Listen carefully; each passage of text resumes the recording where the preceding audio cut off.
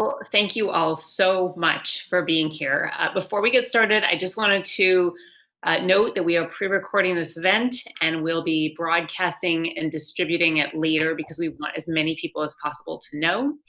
My name's Kim Schrier. I am a pediatrician for about 20 years, turned member of Congress, and currently represent Washington's 8th Congressional District. I am part of this freshman class and delighted to be here, especially with this really important opportunity. I wanted to host this roundtable discussion because this important opportunity is one that hasn't gotten attention and really shouldn't be missed, and we will be talking about it. Inadequate internet access is a decades-old problem in some areas that has only been exacerbated by the pandemic. And so many of the things that we are doing now and relying on now involve broadband, whether that is access to telehealth, so you can get your medical care without going into a doctor and putting yourself and the doctor at risk, whether that is working from home or the education of our children. And it is estimated that 35% of Americans living on tribal lands lack broadband service, more than 4 times the average in this country. So to help address this, the FCC opened a rural tribal priority window in February for tribes to apply for free 2.5 gigahertz spectrum licenses. And the spectrum refers to wavelengths that can be used to transmit wireless signals. That's why they're so important, or broadband. And the same way that some wavelengths carry TV or radio signals, wavelengths in this 2.5 gigahertz spectrum carry wireless signals along long distances, which is perfect for closing this digital divide, particularly well suited for remote areas. This has been described to me as a once-in-a-lifetime opportunity for tribes to claim this valuable asset before it becomes publicly available. Once the window for these applications closes on August 3rd, the remaining licenses will be sold at auction and large telecom companies are expected to bid for them. Tribes would likely be priced out of this auction with values in the many thousands to millions of dollars. And that is why it is so important to claim this asset now before August 3rd. And that's why we will work to get this information out as soon as possible to tribes so that they can take advantage of this. I pulled together this event because there is still time to apply. I've pulled together a great panel to discuss this. I'd like to introduce Russ Elliott, our Washington State Broadband Office Director, Matt Duchesne, Chief of the FCC's Office of Native Affairs and Policy, and Danae Wilson, who is Chair of the Affiliated Tribes of Northwest Indians and the Telecom Committee, and she will be kicking off the event. And so, Danae, welcome. We are so happy to have you, and I will let you take it from here. Thank you. I'm so very excited to be with you all today.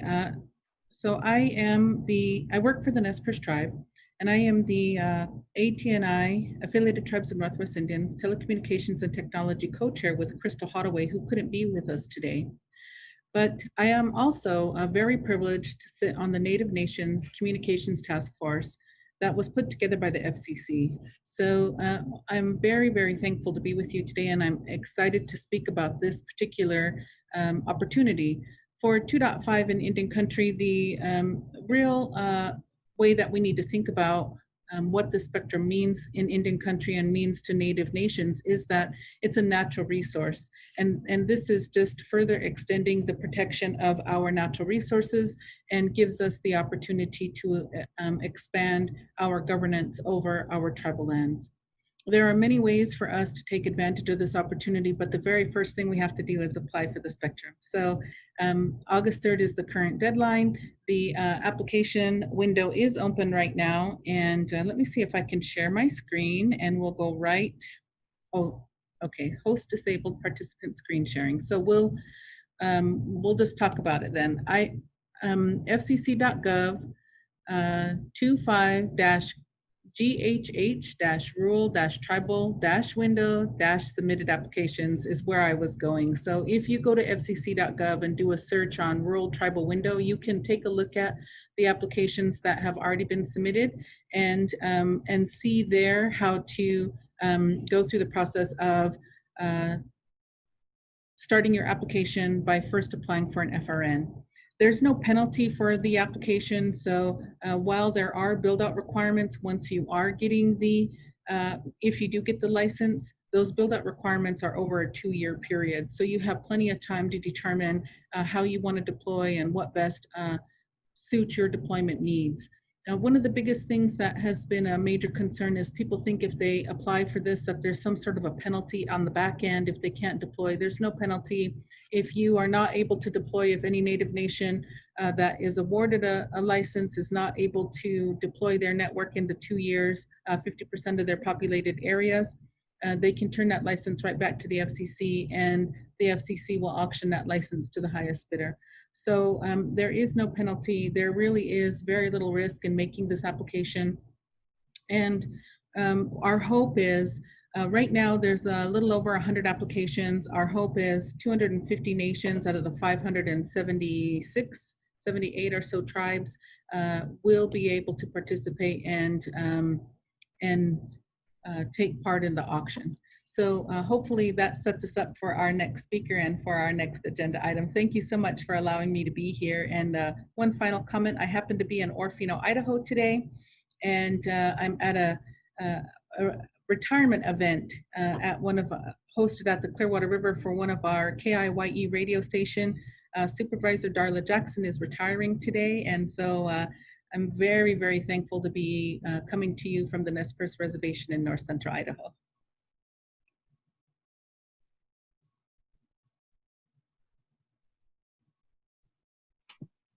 Thank you very much, Danae. I would love to hear from Russ about, and first of all, Danae, if you wouldn't mind putting that website, typing that into the chat box. It was a really long one. I want to make sure this is accessible as much as possible to everybody. And then Russ, I would love to hear from you about what this could mean for Indian country, for the tribes, and for broadband access. I'm happy to share that. And just an exciting last-minute announcement. Crystal is able to join us, so we will be going to her here shortly to talk about the amazing success she's had up there with the Makah tribe here in Washington. So I'll tell you, it's been a real priority of mine since I've gotten here. You know, the value the spectrum will bring to tribal lands is yet to be determined, I think. Last time they did the auction, and I think the FCC folks will put me in check here, but somewhere upwards of $18 billion, $16 billion for this spectrum last time they ran a spectrum auction. This is a very valuable resource, a very valuable asset, and it's an asset that if they abide by the FCC guidelines and requirements for deployment, they will have the opportunity to own that spectrum. They can lease that spectrum, they can sell that spectrum, they can use that spectrum. That spectrum has great reach, it's got great throughput, it's got a lot of bandwidth, especially because there's an extended amount of spectrum that's available. So it really has it's a tremendous asset for those tribes that have the opportunity to go get it. It'd be a shame for any tribe that has the opportunity right now to not be at the table, you know, asking for this spectrum. And we're doing everything we can here at the Washington State Broadband Office to ensure every tribe that has the opportunity has been afforded the opportunity to know that it's available. One of the things I would like to request while I'm here in person and doing my thing is if there is anything we can do to extend this window, this application priority window, that would be tremendous. I feel like it's long overdue for the tribes based on this COVID situation we've been in. And I really believe it is a reasonable request to see these folks have some more time to get everything together. But with that said, I think we've had a lot of success here getting our tribes moving in the positive direction. But I believe that's not an unreasonable request to ask for an extension on that priority window. With that said, if it's possible, and I don't want to run your meeting, but I'd love Crystal to talk a little bit about the success the Makah tribe have had and how they're doing it. Is that good protocol? I think that's great because every tribe is going to use this differently, but it has the potential to bring money and broadband to the tribes. And that is a win-win. I mean, this is really an incredible opportunity. So Crystal, welcome, and please take it away. Thank you for the opportunity. I apologize for not appearing on video. I don't have quite the bandwidth that I can to support video. So that's just another example of why we're here today, right? So thank you for that nice and wonderful introduction, Russ. So as he said, I'm Crystal Hottaway. I am a Makah tribal member. The Makah tribe is located in Northwest Washington State. It's as far northwest as you can go on the lower 48. So that means, you know, you don't end up, Danae loves to say this too, is you don't end up in Neah Bay by accident. If you're in Neah Bay, you intended to come. And with that said, that means we're remote and we're rural. And so we don't quite make a good business case. That's why 2.5 is so perfect for Makah. Not only is it wireless, it's the strength of that throughput that this spectrum has. I live in a rainforest, so you know we have tons of trees and foliage that make it hard to do your traditional line of sight point-to-point systems.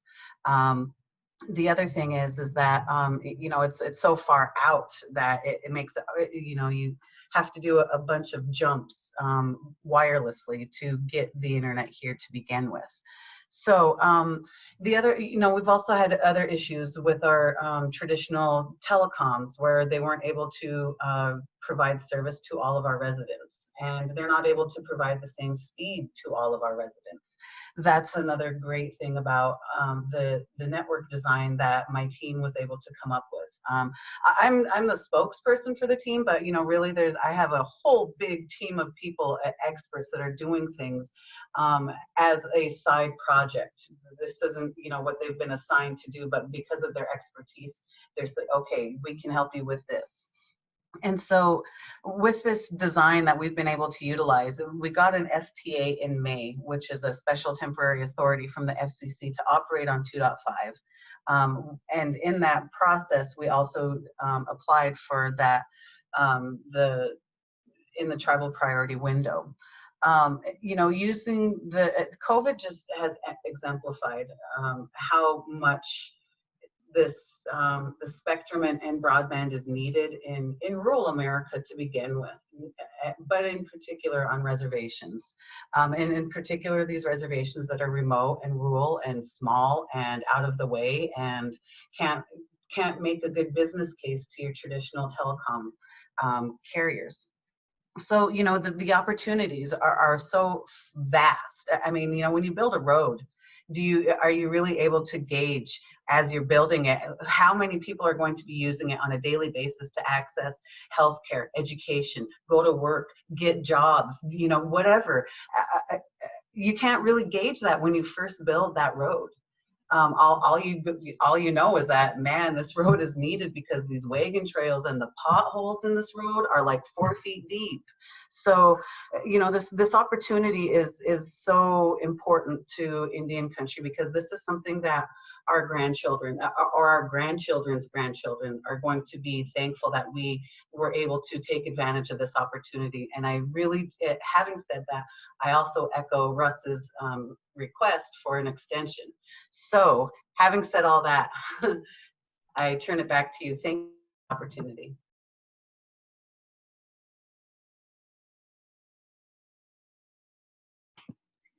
Thank you. I am so delighted that you all came to speak today. I know we've already heard from Crystal, Danae, Russ. Did you have anything else that you wanted to add from your perspective? No, I just appreciate the opportunity to be here and just know that your state broadband office is really, you know, trying passionately reaching out to all tribes. We've got a very good understanding of who qualifies because there's a number of tribes in the state that do not because they're not within the spectrum, available spectrum. But we are adamantly pursuing all tribes to make certain they take advantage. So thank you for the opportunity today. And we have some other guests on the line. Did anybody else want to add before I wrap up the conversation?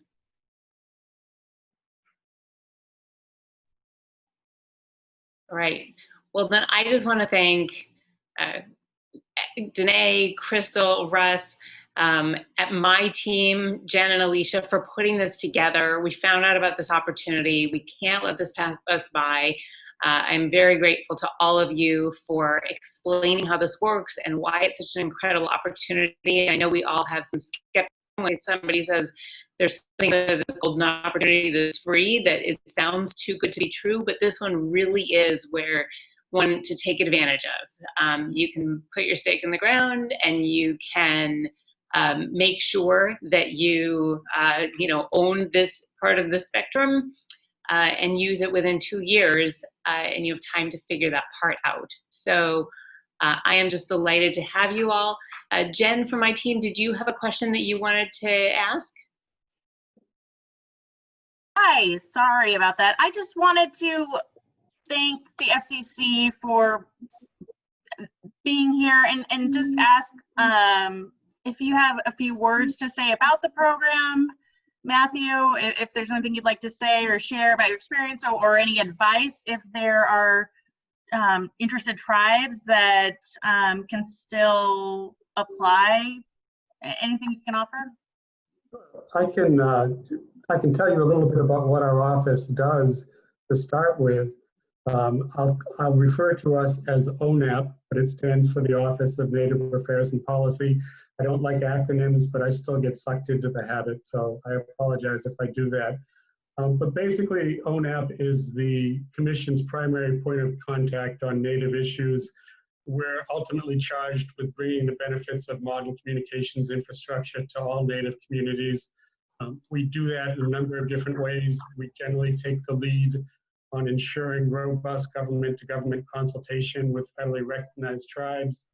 We interact a lot with tribal organizations like NCAI, AT&I. Crystal and Danae are extremely well known to us. Oftentimes we are teamed with them, and they are the more valuable part of the team. So we're happy to be on here with them. ONAP also works directly with commissioners at the FCC, with other bureaus, subject matter experts in other bureaus, and with other offices, as well as other federal agencies, to design and try to implement policies that help bring modern communications to tribal lands. We also do a lot to make sure that tribal voices are heard in commission proceedings. Ultimately, the two things that we do most often are pushing out information so that tribes are aware what the commission is doing, have a chance to comment, to get their views known, to make their own proposals, and then also have a chance to make policy proposals to the commission on a proactive basis. Throughout the 2.5 cycle, we, together with the Wireless Bureau, have been out all around the country, as well as on the internet, trying to make sure that everybody is aware of this opportunity and knows how to take care of it. The Wireless Bureau is the subject matter expert in this case, and they're the ones taking the lead on answering questions. But we find oftentimes that people are comfortable dealing with us directly first. And so we are happy to have people get a hold of us, and we'll help them navigate the commission if they need that. I have a quick question for you. Matthew, thank you for giving that overview. We heard from Crystal, and we heard from Russ about possibly wanting an extension. Is that something that is feasible? Who should we talk to, or who should the tribes talk to about that possibility, or is it a possibility? It's a possibility. The commission has received a number of requests to extend the deadline, as recently as a motion yesterday, I believe. So those requests are shared or discussed within the commission, including the chairman's office. Some of them have been directed directly to the chairman, others to the bureau or the central filing system at the commission. I know that the chairman's office is aware of it and has been contemplating what action to take, if any, but I don't have anything more up to date than that to report at this time. We do still have a team of folks from the Wireless Bureau that are on the phone every day answering questions. We've got quite a few applications coming in now, and that team is helping people walk through the application process on the theory that the application window will close on August 3rd. I was just going to say that I think that we need to operate with August 3rd as our deadline in mind. If it gets extended, that's great. But in the meantime, hop on this now, because there's no guarantee of an extension. In fact, it sounds pretty unlikely that it will be extended, and we want as many people as possible who qualify for this to apply. And I'm so glad that you have staff on call to help with these applications. All right. Is there anybody else who wanted to add? I'm so grateful for all of our guests, contributors today to talk about this opportunity. I do want to add about my experience. So this is Crystal again. My experience when we did the STA and then as well as the 2.5 application, I want to make sure that people understand that the FCC is extremely helpful with this. They let me know to the detail what was, if there was anything missing, if there are any additional information, or if there was clarification that was required. So it can be, when you look at the application to begin with, or even are thinking about it, just the idea of it, it can be intimidating, it can be daunting, but it is, in practicality, it is not. They're helpful. And anything that you're needing from them, that they go above and beyond. So I do want to make sure that tribes understand that as well. I'm very glad to know that, and what a nice endorsement and nice comments about the FCC. All right, well, with that, I will thank you for all joining me today. I'll thank Jen and Alicia from my team for setting this up. I hope that tribes will take advantage. We'll get in touch with any of our special guests today, Crystal, Danae, Matthew, or my office for assistance if needed, because we really want to close this digital divide. This is an opportunity for Indian country. It's an opportunity for students to have full access to remote education, for adults, for, to level the playing field. And this is the first bite at the apple, and could be the only. So thank you very much all, and I wish you well, stay safe and healthy. Thank you very much. Thank you. Bye-bye. Thank you. Thank you all.